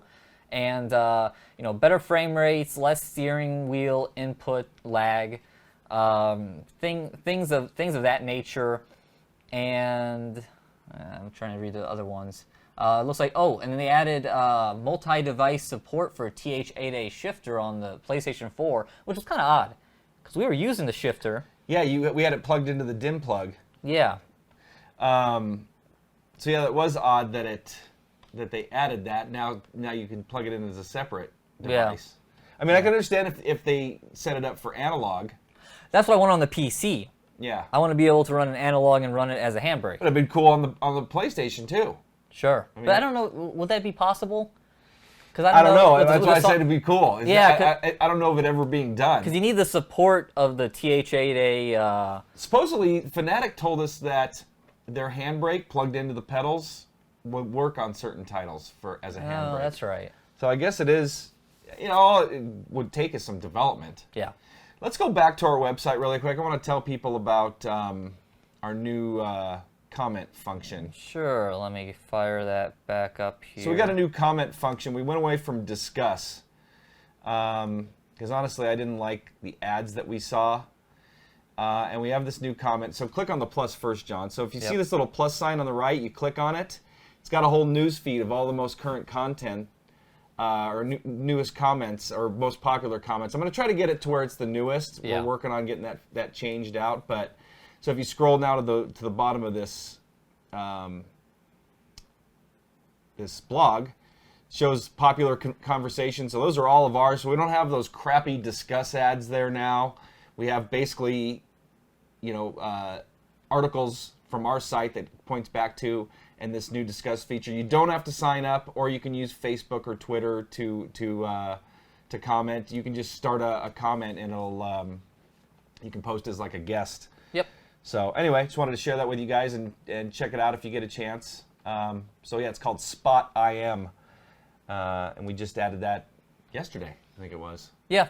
Yeah. Yeah. So no, I think it's gonna be pretty neat. Gonna clean up the website a little bit. Like I said, those ads were never good. I was never a fan of those. And sure, we made a little bit of money, but it wasn't worth having. No.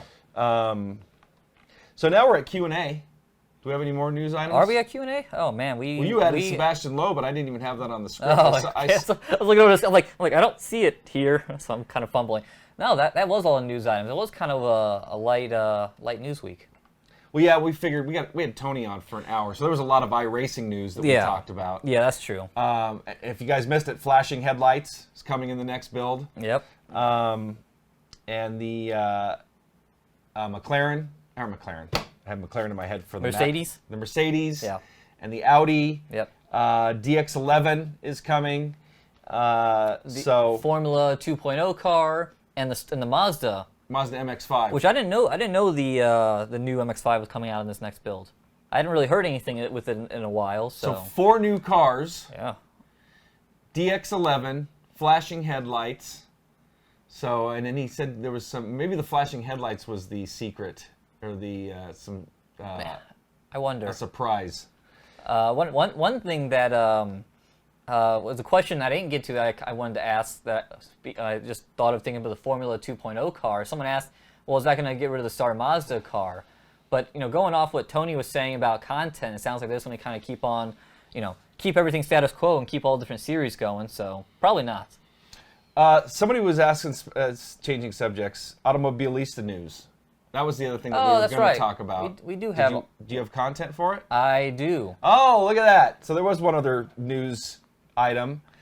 And Automobilista, there's been a bunch of videos popping up this week with the super trucks, stadium trucks, and the F1 V10 car. Yep. V10 and the Rallycross. Rallycross. Yeah, essentially, actually, well, I have a couple videos of those, but since our videos aren't running well, let's keep with the slideshow. Yeah, and what happened was Automobilista was released end of last week to all the beta members. So essentially people who gave to the campaign. So that's why you've been seeing videos pop up. But yeah, it's... And Billy's got, I think Billy did a video. Yep. So we've got some some of our own test drives coming out. But no, definitely looking very forward to everything going on here. Here you see gravel getting on the tires. I mean, these images, they really do look good. They do.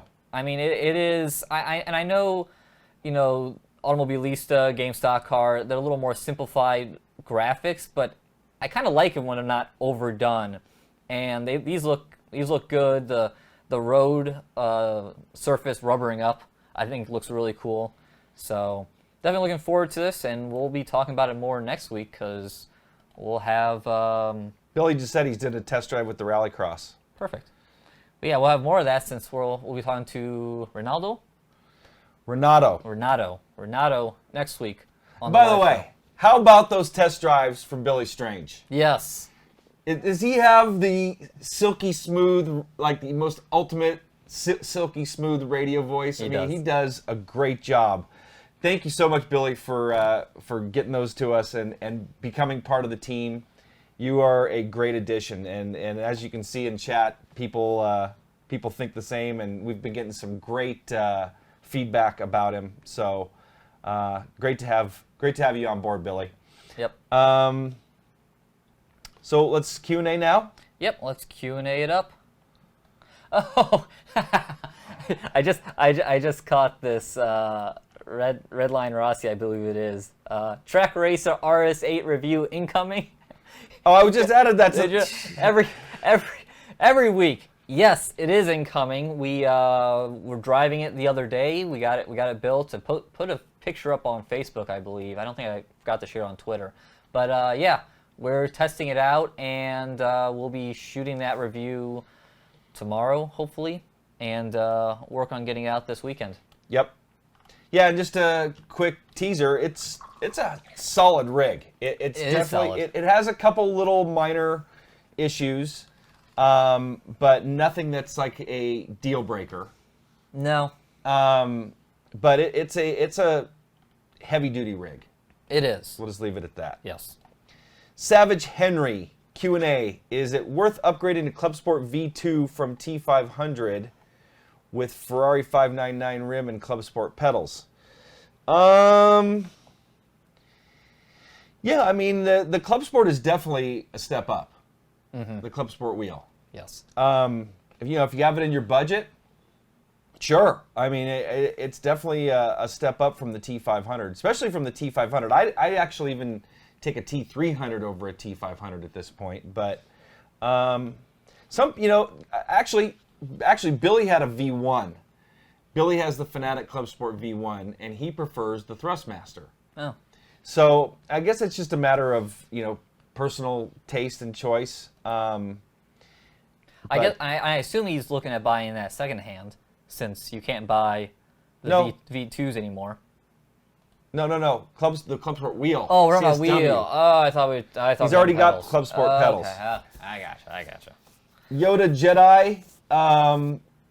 No, we're not going to do a recap. Sorry. It was an hour's interview with Tony, and we covered a lot of subjects. Yeah. John's braid's a little fried from it because that was John's first live interview. Oh, and that was something I almost wanted to mention at the top of the show, but I'll just mention it now. We got a lot of... Last week's video took a long time to process after the show up to YouTube, and so it was at 360p for a long time. I don't know why it took so long. So it eventually all finished, and the video was at 1080. So probably gonna be the same thing this week. It takes a little bit of time. So if you're one of the first people going to watch the show on demand, and it's not in 1080, it's not gonna be then, or wait a little longer, but it'll eventually get there. Yep. Next question. You want to take that one? Orange J92. Sure. It's not even really a question. Well, it is a question, but we don't have an answer. Okay. Wait, maybe we do have an answer. Do we know anything about the... Let's go ahead and ask the question, and maybe you know. Well, I do want to touch on Assetto Corsa, so this is a good segue. I read from the AC website that they're going to add lots of new cars when Assetto Corsa comes to consoles. Any info about the cars? The only info we have was back on December 31st, the very end of the year. Maybe it was on the 1st. You can go back on our website and just in the search bar look up Assetto Corsa. They kind of gave a listing of new cars that are coming. It's going to be a lot. I think, what are they on schedule for? Maybe 60 cars this year. They were planning a lot. They're definitely adding content for the consoles, which, speaking of which, it was announced this morning that Assetto Corsa for the PlayStation 4 and Xbox One is actually going to be delayed. June 3rd or 4th, they were saying? June 3rd for Europe, June 7th for the US, I believe. But that was originally scheduled to be coming out April 17th, I believe, sometime mid-April there. So That was well, yeah. April 5th is April 5th is Dirt. Dirt Rally. Yeah. So, yeah, delayed till June. So that's, I mean, we're all kind of used to delays in gaming. It happens. So I guess we'll be expecting to see that in June. It makes our lives a little easier. April's already a very busy month with Dirt Rally and iRace for Life going on. Yep. So I saw that news. I was kind of like, oh, okay. Darn. Darn. It comes right, and actually, it's going to be good timing because it's going to come right before E3 for us, so we'll have some time to get our content out, pre-E3. Yeah. When I first saw the date, I was like, I thought E3 was the first week of June, and I was like, why are they releasing it on E3? But they're doing it after, so that'll be good for us. Yep. Next question from Taurus the Black. What are your favorite classic and modern U.S., European, and Asian cars? You know what? I'm not really partial to any make or model, or except for maybe Camaros. I mean, I've owned multiple Camaros. I love old Camaros, new Camaros. Matter of fact, there was just a commercial with Dale Jr. doing a burnout did you see that in a 69 Camaro? No, I didn't. Yeah, I think it aired during the Daytona 500, but Dale Jr. is a huge Camaro guy. He has multiple Camaros. He's a Chevy guy. Yeah, he's a Chevy guy. But yeah, I mean, for me, I love a lot of classic and modern U.S., European, and Asian cars. Did you see that video I posted with Sammy Hagar and his LaFerrari? Yeah. Go to our Facebook page. There's a video of Sammy Hagar giving local older statesman news guy here in the... Okay, I didn't know who that guy was. Dan Rather? Was it Dan Rather? Yeah. Oh. You know who Dan Rather is? I know who Dan Rather is. Youngin? I know who Dan Rather is.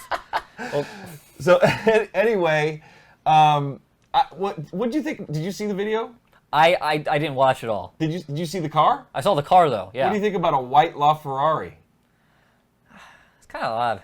I thought it was kind of odd. I mean, I guess LaFerraris are like total custom. Yeah. Some guy commented saying that you go to our Facebook page, facebook.com/inside sim racing, and check out that video. Anyway, the LaFerrari, that's a badass car. I mean, there's tons of Ferraris that I took a ride in a 458 Italia that was just mind-blowing. I didn't drive it. The 458 might be my favorite Ferrari. I think they came out with the new 488 to replace it. Kind of ugly. 458 was better looking. I used to really like the GTO. It's like in the late 80s. It was a V8 turbo GTO Ferrari. That used to be like my favorite Ferrari. But I mean, that's been surpassed by multiple Ferraris since then. But yeah, 458's probably one of my favorite Ferraris. But then there's tons of other cars that I would love to drive or own. Yeah. I mean, I have a very long list. Here's a good question. Subaru or Mitsubishi? Mitsubishi, I don't think is going to be making that Lancer anymore. Yeah, no, Mitsubishi, they stopped production on the all those Lancer Evos. So I think I'd prefer a Subaru. Yeah, the Subaru performance cars, I always give... Subaru's always hard. One of my best friends, Fred, he lives up in Wisconsin. If you go to Wisconsin or like Vermont, like everyone owns a Subaru and everyone has like the same like glazed over. Oh, there's lots here too. Yeah, they have that glazed over. I'm a Subaru owner. It's kind of I don't know. It's kind of an uppity thing. I don't know. I'm always kind of like, Subaru. I don't know if I can do that, but Magnum PI Ferrari for Darren. You know what? My old Camaro I beat one of. Then again, who knows how good the driver was that I was racing against? But those weren't known as one of the fastest. No, they weren't. They weren't very fast. Was it 328 or a? I don't know. I know they weren't fast. No. I know they were a lot more looks than go. Yeah. So this one's for me. So I'll just take this next one. Then you can take the next comment, which I loved because we talked about this. So Aussie Stig, asks, how you doing, Mark? And a few other people have been commenting to show us the Stage 4. Let's see the Stage 4. Stage 4 build is going a lot slower than I planned because I'm making some assembly videos for the guys at Sim Experience. So by this time next week, hopefully I'll have it all together. So it's just coming slow. I'm taking my time with it.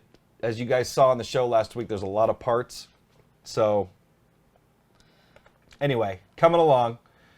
Soon. Hashtag soon. Which will be good, because then we can get a little more organized down here.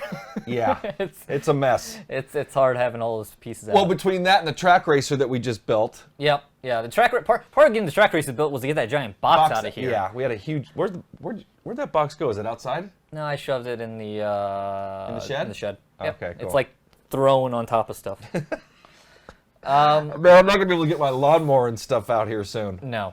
RTA Motorsports, now we're going to all have to shut off our rear view mirrors. I'm sure the flash is going to get old fast. Yeah, you know, that was something I was kind of surprised seeing that, because when that being implemented, because I know people asked for it for a long time, and I kind of thought iRacing maybe didn't add it just because of the annoyance factor. You know, and I think they finally were like, okay, fine, here it is. You asked for it. We used to be able to do it in R Factor. Yeah. And we ran endurance leagues where we made rules specifically about flashing lights, because it's like, dude, don't flash your lights every time you want to pass, because it does get annoying. And so, yeah, we had specific rules, but you know it's going to be I don't know if they're going to be able to do rules. Somebody mentioned in chat, it'd be nice if they put a limit. Like if you push it, you're not able to push it again for like another 30 seconds or something like that. I agree. Yeah, that would be interesting. But I mean, you know, and then on the other side, the guys in real world, we watch Daytona 24 Hours. They're flashing their lights all the time. Yep. Somebody was saying they're worried about getting epilepsy. Travis, by the way, hey Travis, saying make John mow the yard for that, Darren. It's a lot of yard to mow, by the way. There's a lot of yard to mow. By the way, I want to say hello to my buddy Scott Holmes. Scott, great to see you in chat. Scott was there for the Tony Gardner interview too. Oh, perfect. So it was cool to have him. Hey, Scott. Let's see. I'm trying to get a little organized over here. All right, I'll go to the next question. Redline Rossi, thanks. Sorry to keep asking. He wants to know if the T3PA pedals will fit in GT mode on the Track Racer RS8. I would say no. Well, wait, so GT, so hanging pedal mode? Yes. No. No, it's not going to fit. You'd have to. No, it's not going to fit, period. There's not enough room. And that's actually one of the flaws we're going to touch. We're going to touch on that on that rig. That wheel deck needs to be, I don't know, a foot taller, 6 inches to a foot taller. I mean, it works, and I have a size 12 shoe. Mm-hmm. It works for us, but it definitely should have been bigger. Yes. Yeah, it's kind of, if you guys saw our GT Omega Art chassis, and I feel like it's kind of going along those same lines. Where we're kind of like, the Art's a really solid chassis, but then we were kind of like, what's going on with the pedal plate? And we're kind of having the same similar thing here with this rig. But we'll have that review out soon so you guys can see. Yep. Hashtag soon. But no, our hashtag very soon. No, I'm just going to say hashtag soon. No, I'm going to say hashtag very soon. We need to get that done and onto some other stuff. Let's see, where are we at now? Andreas Andritsos asked, 32-inch. What was that? What was his last name? Andritsos. I love how Tony made me re-ask. Which is hard because... What was his name? Could you pronounce that again for me? Yeah, which is difficult because and a couple times I messed up. When we do the live interviews, you see that I have the headphones in. And that's for me to hear Tony. The downside of our three-way Skype call, how we do it, is I also hear myself in the headphones. So I'm going over here, and when I'm talking, I'm pressing the mute button on the laptop, so I don't hear myself. When the volume was too loud. Anyway, but and then a couple times I hit that, and then he jumped in. And I was like, ah. But hopefully they all came out well in video form. And I didn't. It did. There was just a few little minor overlaps. Okay. But for the most part, it was a smooth interview back and forth. You did a Good. great job, by the way. Good. And it was great to have Tony. It So was. back to his question. Back to his question, 32-inch 1080p TV or 27/28-inch 1080p 60 hertz monitor for console racing. The TV/monitor will be just in front of my wheel. I think go with a monitor. But I know what he's saying. I mean, well, it's only a 60 hertz, so that's the catch. Yeah, I mean, then a TV is going to be 60 hertz. As Yes. long as you get one that doesn't have a bunch of, features built in. And you got to turn that stuff off anyway. Yeah, exactly. So I think when you're going single monitor, and to an extent, bigger is definitely going to be a little bit better. Yeah. You're just going to get more field of view, more of a realistic, field of Yeah. view. So I would opt for the 32-inch 1080p TV. Yeah. No, you're probably right. As long as it's 60 hertz, at least 60 hertz. Yeah, yeah. I have such a negative connotation of TVs recently, especially because battling our TV here and goofy stuff it does. Yeah, but we booted up iRacing in that yesterday, and we didn't see very much, if any, input lag. Yeah, that was something interesting, and we'll have to. I like to kind of do that a little bit in a video sometime. And also, I want to talk about VSync again. So that's come up a few times in a video. But yeah, when we were reviewing Sebastian Loeb, it has, as you guys know, wheel input lag, and compared it from the TV to my monitors, the BenQs, which don't have any noticeable lag. Obviously, everything has some lag, but yeah, and when I fought in comparison to make sure it wasn't, get apples to apples, I fired up iRacing on my PC and compared it to Sebastian Loeb. iRacing on the PC, no lag. 1-to-1. 1-to-1. You turn a steering wheel, it's right there. And Sebastian Loeb, it wasn't. So then we came over yesterday when we had iRacing fired up, and we're like, okay, let's do the same test here on the TV, and there was some lag, but it wasn't as bad as I thought it was going to be, honestly. It was so minimal, it was hardly even I noticeable. thought it was going to be worse, but I mean, there was just a little bit there, which, of course, if you don't have the steering wheel on, you probably don't even notice. So To add to that, David B, 60 hertz triples or 144 hertz single? I would take 144 hertz single. I think so. I can't race on 60 anymore. It's been ruined. I mean, to some degree, if you don't know what you're missing. Yeah, There is that. Ask Scott. Scott, are you still in chat? Scott can answer. Actually, Scott is still in chat. Scott, why don't you tell them in chat how much of a difference it went from going from a 60 hertz TV or whatever you were running on to your 144 hertz BenQ monitors. So anyway, moving on. Joe McDonald, are you guys going to be able to get an interview with Glenn McGee? Yes, we've been in touch with Glenn. He was on the road, hoping to have him maybe before Renato. So hoping to have him soon. Maybe by the end of the month. This is the end of the month. Next week is March 2nd. So maybe next week we'll try to get. But yeah, we definitely want Glenn McGee on the show. If you're not familiar with Glenn won a Mazda 24 shootout or something like that. Won a $100,000 scholarship.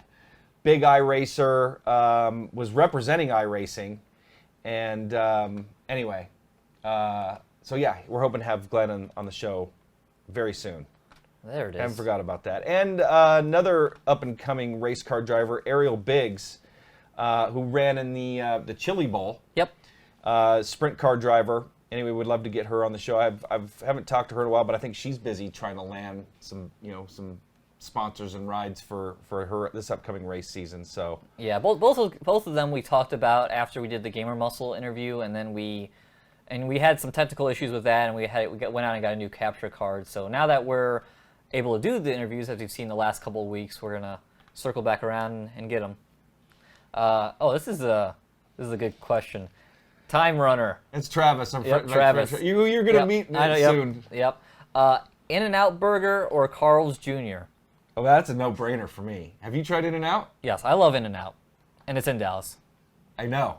Oh, we're going In-N-Out. Matter of fact, we get in at the same time. Yeah. John's not going to be here, by the way. He's going back to Ohio soon. We'll get to that later. But so we get at the same time. That's where we're having dinner Yeah. that night. Yes. Before we do anything, before we go into our hotel, we're Yes. stopping at In-N-Out. I love In-N-Out. I have never had Carl's Jr. You haven't? No, because I see the commercials and I'm kind of like, that doesn't look appealing. They're always kind of like these giant monstrosities. It's not as good as it used to be. You know, a lot of the burger places are so fast food now that they're just, you know, where In-N-Out is just, man, it's so good. I mean, it's fresh and, you know, a lot of those guys have just. Anyway, what the hell are we talking about fast food for? Thanks for the question, Travis. Now I'm getting hungry. I think we're out of questions, which is good for me. Actually, I need to get going anyway. So why don't we just wrap things up? I got a physical therapy appointment here. That's right. I get your shoulder Yep. out. Yep. Yeah. I'm not really seeing any questions. I'm Amazing. doing one double for me and fries. I go beyond one and I start like. I could eat 2 for sure, but man, then I'm not walking. I'm not moving. I always ask to get it animal style. Is it animal style? What's Animal style is Yeah. That's the fries. I think you get it with, and they put the Thousand Island and cheese that's on it. Yeah, that's how I always get it. Funny with Scott. Scott and I have known each other since 2nd grade. And I moved out to Santa Clarita when I was in 7th grade, and there was a Carl's Jr. at the bottom of Valley Street. I used to live off of Valley Street, and he just mentioned that. That's funny. Yeah, Affinity Gaming, you already missed Tony. He was at the top of the show for a full hour. Enter the contest, Kyle Brown, by going, we're going to have it posted on our forums and stuff soon, Facebook. Go earlier in the show, answer the questions. It's probably going to be about the 1 hour mark in the show. Yeah. Answer the questions that we posted and enter at contest at InsideSimRacing.tv. Force feedback had nothing to do with my shoulder, by the way. We just started playing volleyball. Dave D just mentioned it. Turned force feedback down, shoulder fixed. We started playing volleyball, and I went to the doctor. They say I have some kind of tendonitis, but I like to hit hard and just swinging, just doing that motion. No, I'm not going to mental therapy. Just do it. Oh, what about mean? Do we have the mean comments? No, we'll do it another time. Oh, I thought we were going to do mean comments today. We're getting there. Anyway, from that motion, my shoulder's been sore, so I'm going to get some physical therapy done today. Exactly. And mental therapy. And mental. Okay. I need it. So, to save my mental therapy, because I am fried from that interview. You're probably hungry, too. I am hungry. I'm going to drag this out for a little bit here. No, I'm just kidding. I've eaten like pretzels.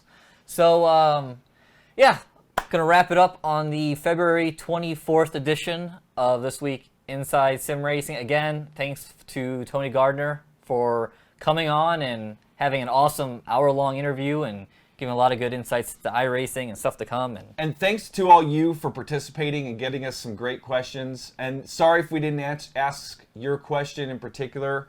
It may have been because for a number of reasons, but we did our best to answer as many of those questions as possible. So hopefully you guys enjoyed that. I enjoyed it. I thought it was a lot of fun. It was really cool to see Tony and interact with him, and kind of bummed that you did it, but I've interviewed him multiple times, and I got to produce. That was kind of fun. So anyway. Yes, so for Darren Ganji, I'm John Sable. Thanks for watching This Week Inside Sim Racing. See you guys next time.